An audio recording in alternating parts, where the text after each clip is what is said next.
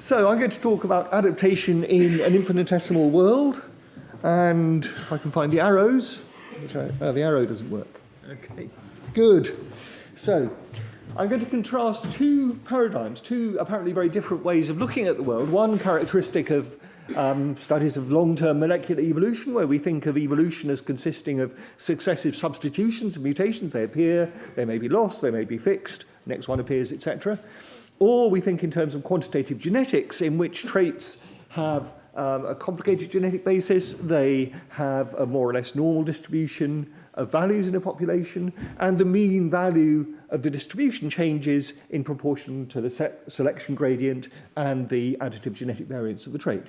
So one, a long-term perspective in which evolution occurs in jump substitutions, the other, a continuous process of change of mean and possibly variance of traits.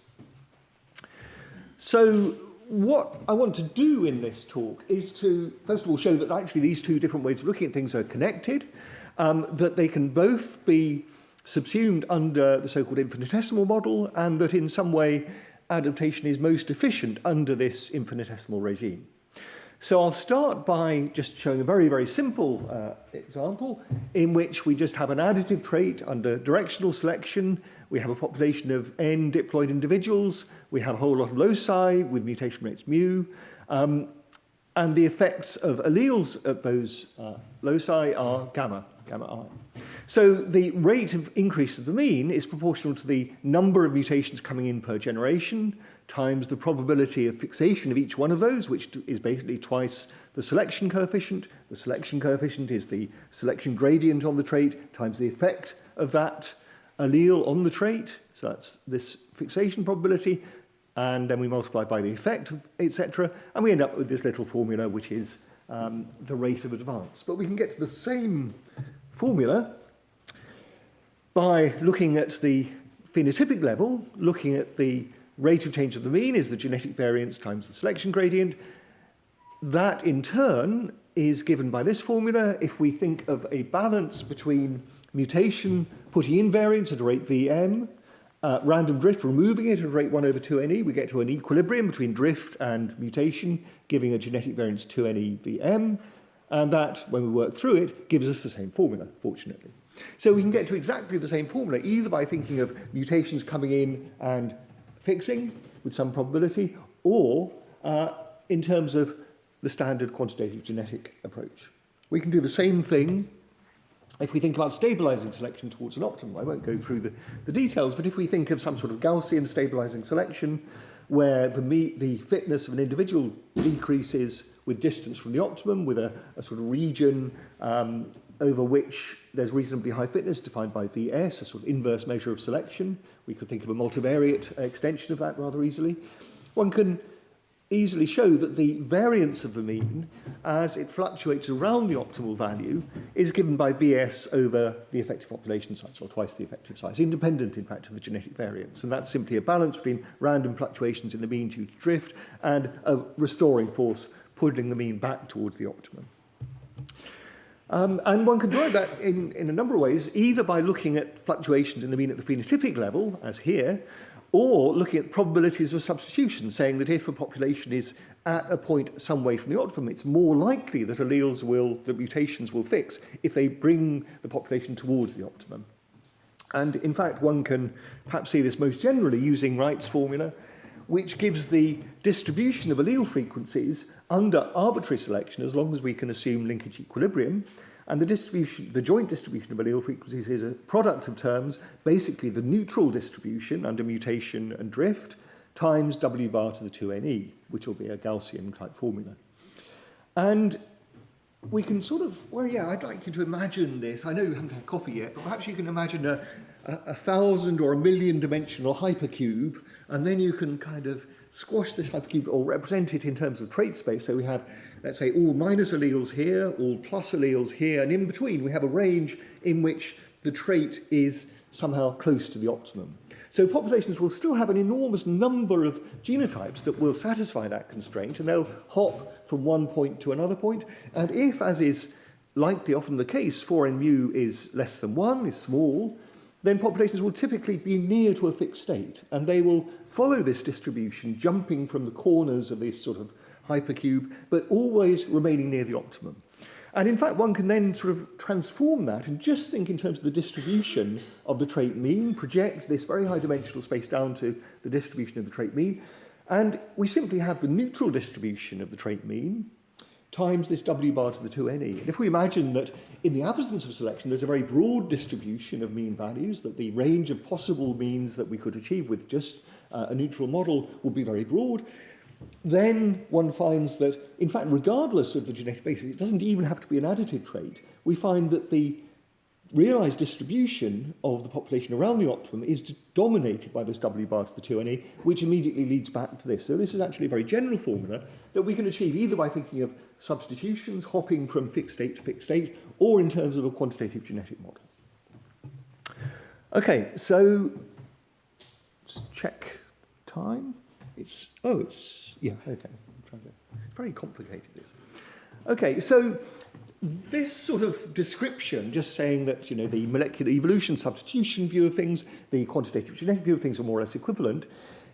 The quantitative genetics is kind of a beautiful set of machinery, but it doesn't get you very far, because although we know how the mean changes, we don't really know how the genetic variance changes. And in explicit population genetic models, it's really, really hard to get any kind of useful approximation. But there's an extraordinarily successful model called the infinitesimal model, which actually allows one to say a remarkable amount without knowing anything about individual genes or about the genetic basis of the trait very much. Now, the term infinitesimal model is often associated with Fisher, and if you read Fisher 1918, you can sort of see the infinitesimal model in there. He never uses the term infinitesimal. No one seems to know where the term comes from. I asked Bill Hill and Michael Bulmer, and they said, well, that's what it's called, and we can't remember where the word came from. The model was stated, in fact, all the way back, long before the rediscovery of Mendel's work. It was stated by Galton in a paper in Nature in 1877, describing some crosses he did on between two strains of sweet pea with small seeds and big seeds. And he said, I was certainly astonished to find the family variability of the produce of the little seeds to be equal to that of the big ones. But so it was, and I thankfully accept the fact. For if it had been otherwise, I cannot imagine from theoretical considerations how the problem could have been solved. So he was saying that, you know, luckily it seemed that the variance amongst offspring was independent of whether the parents had large or small or whatever seed size.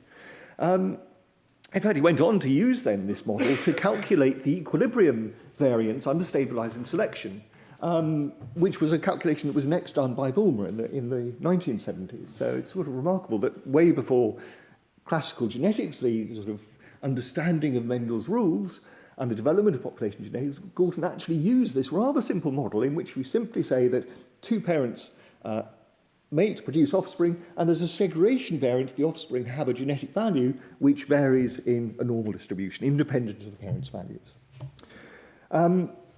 In fact, one can sort of extend this infinitesimal model and state it a bit more generally by saying that if we have a pedigree with a number of ancestors, the distribution of traits across that pedigree is multivariate normal with a covariance given by the rules of quantitative genetics. And therefore, if we condition on the values of the individuals, then we clearly alter the means of the offspring. That's what selection does, but we don't alter the variance and the covariance of the structure. And that's a consequence of multivariate normality. In fact, all of this is really a kind of central limit theorem, which gives it, you know, some degree of generality, more than the usual understanding, which is that the infinitesimal model requires strict additivity. So I'll say a little bit about that.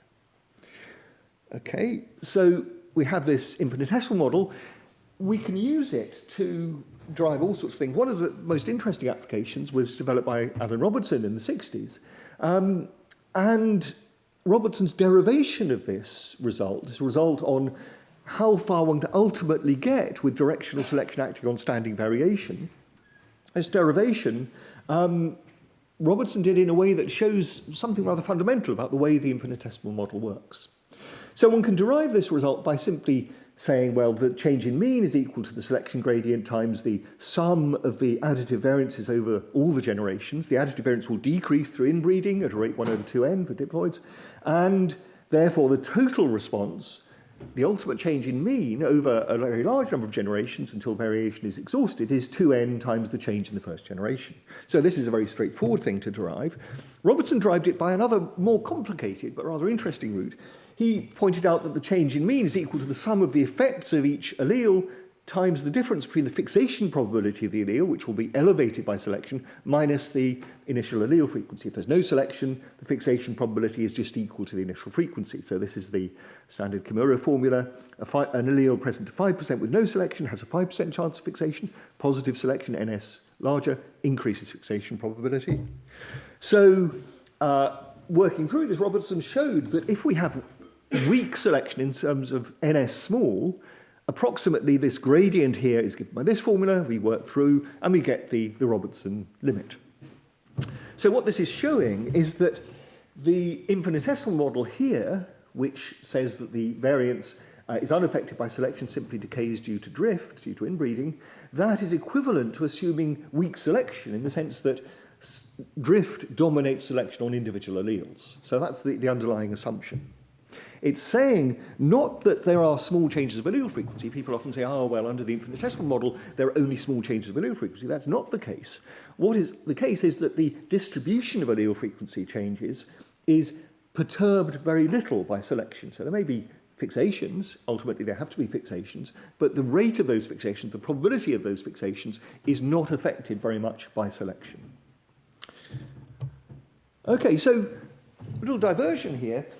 Robertson derived this ultimate limit, this ultimate change in mean, if we keep selecting on a set of standard variation. And we can ask, well, can we do better than this limit? Suppose we had alleles not of small effect, NS small, we had alleles of larger effect. Would we get further? And when we do that calculation, we say for a given genetic variance, a given V0, we can calculate the expected advance. And you find that actually, if you start with rare alleles, this is the initial frequency of the alleles that are coming in. The different colours represent different strengths of total selection, but particularly with strong selection, you can more or less double the ultimate response by starting with rare alleles of large effect. However, that's misleading because, if you like, you have to know which way direction is pointing. If you say you don't know a priori whether the direction is going to go in this direction or that direction, in effect, if you assume that the distribution of initial allele frequencies is symmetrical, you don't know which is the plus and the minus allele, if you average over those two, you end up with actually very, very little deviation from the Robertson limit, and to the extent that you do get a deviation, when you have very strong selection, you get a deviation, you do worse. So in the sense I've chosen, if you're not allowed to choose the direction of selection in advance, the best you can do is to have infinitesimal variation. Then the allele frequencies don't matter. All that matters is the total genetic variance, and we're in this infinitesimal regime. Okay. So we can make various extensions to the infinitesimal. I won't say much about this in the interest of time, but basically you can include epistasis rather easily. You basically have to follow not just the breeding value, the additive genetic value of an individual, but the components due to the additive, additive by additive, additive by additive, additive, etc. You divide the individual's genetic value into components due to the marginal effect of alleles, pairwise interactions, three-way interactions.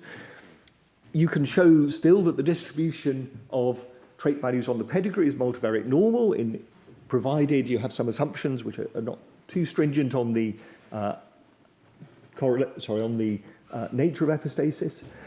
And you find then that selection, again, hardly perturbs the variance components away from the values you would get using the standard neutral quantitative genetic machinery. And one can apply that to extend Robertson's limit to include arbitrary epistasis, and this work with Thiago Paisal. For haploids, you get essentially the same result with the additive variance replaced by the genotypic variance. The non-additive, the epistatic components get converted into additive variance, which then contributes to the selection response. But the total maximum effect is still constrained by the total genotypic variance.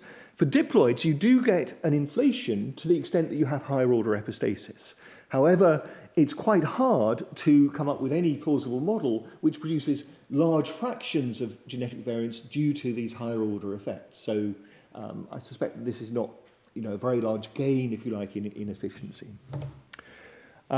Another extension to the infinitesimal, again, proposed by Alan Robertson in the 70s, but not much looked at since, is to include linkage, to say that instead of having a large number of unlinked variants, we actually have very large numbers of variants affecting a trait scattered evenly over the genome. You know, as we've seen in the previous two talks, it seems to be the case for many complex traits. And this is a model which has been developed by a couple of papers in genetics by Himani Shachdeva, who's a postdoc with me.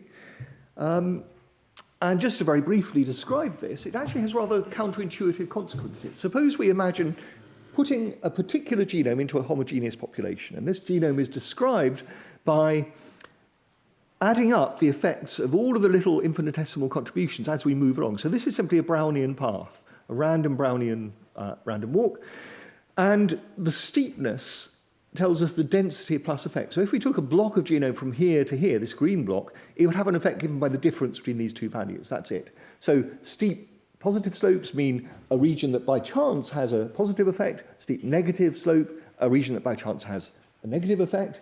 We can describe the rates of increase of any block defined by the left-hand end and the right-hand end. So this is all possible blocks we can choose from this chromosome.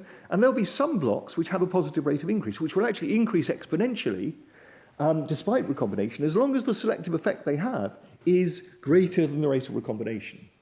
And so what we'll see is something that looks very much like a sweep. So this would be simulation with a single locus of a certain effect, given by the sort of green block, or a block that has an infinite number of contributions, but is increasing because selection is outweighing recombination, is increasing intact.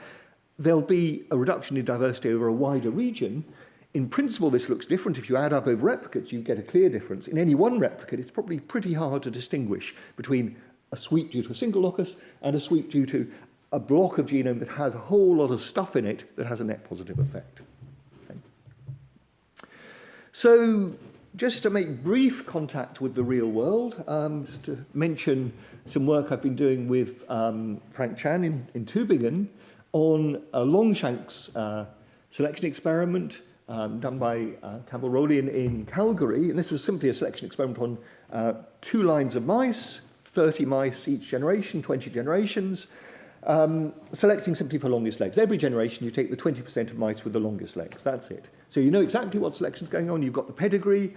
You want to know, given the gene sequences, given the pedigree, can you find the genes responsible for increasing their legs by 3 or 4 standard deviations?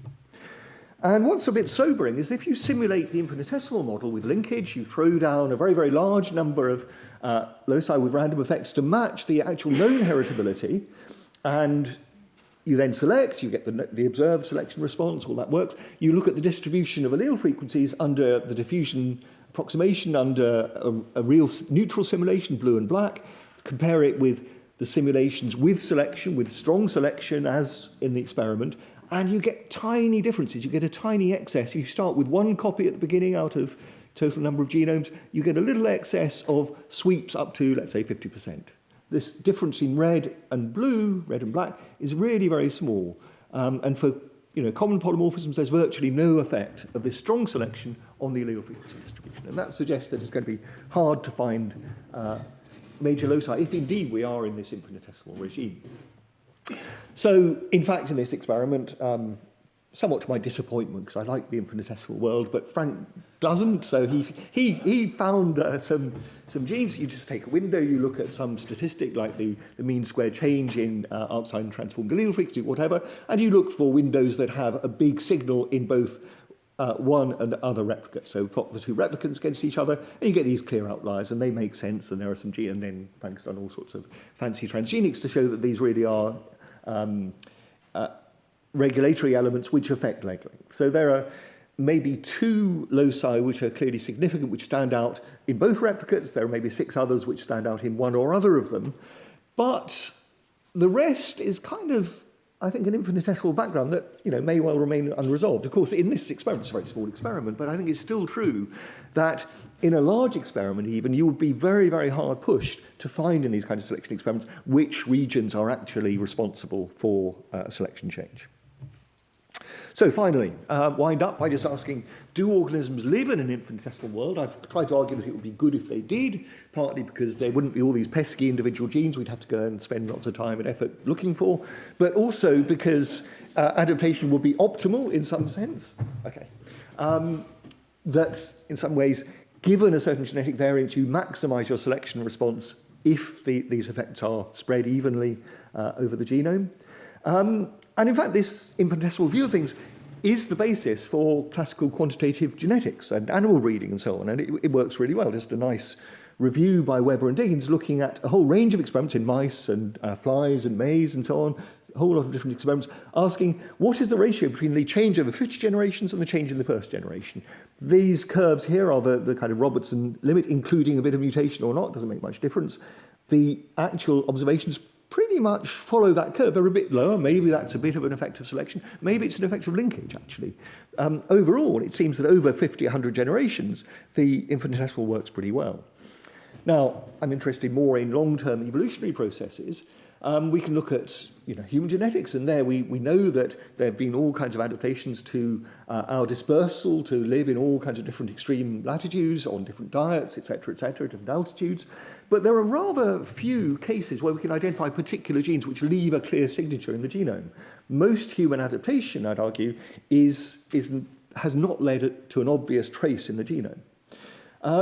So these two lines suggest, well, maybe we're in this infinitesimal regime. On the other hand, if we look at the mutational variance relative to the genetic variance, which gives an estimate of the kind of persistence time of alleles of the order of 1,000 or less generations, that implies that alleles responsible for quantitative traits are under strong selection, and sorts of indirect molecular evolution arguments suggest that most non-synonymous mutations do have NS substantially larger than 1. So I'm not really going to propose that we're in this infinitesimal world, but I am going to propose that we need to take it seriously, at least as a null model, which we may find it quite difficult to reject in either GWAS or in this kind of artificial selection experiments. Thank you.